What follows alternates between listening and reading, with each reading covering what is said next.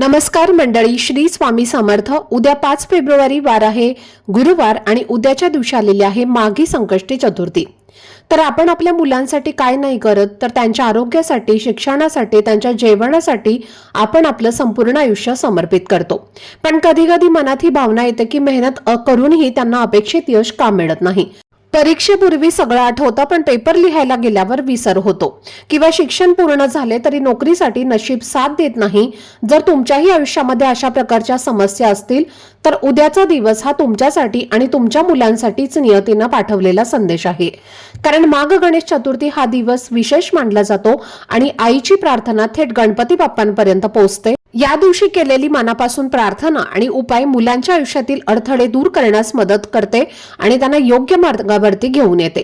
तर हा दिवस मुलांच्या भवितव्यासाठी आशीर्वाद घेण्याचा सर्वोत्तम वेळ आहे आणि आईच्या प्रेमाने केलेली प्रार्थना कोणतीही शक्ती मोडू शकत नाही। तर या दिवशी तुम्हाला मुलांसाठी एक प्रभावी आणि गुप्त असा उपाय करायचा।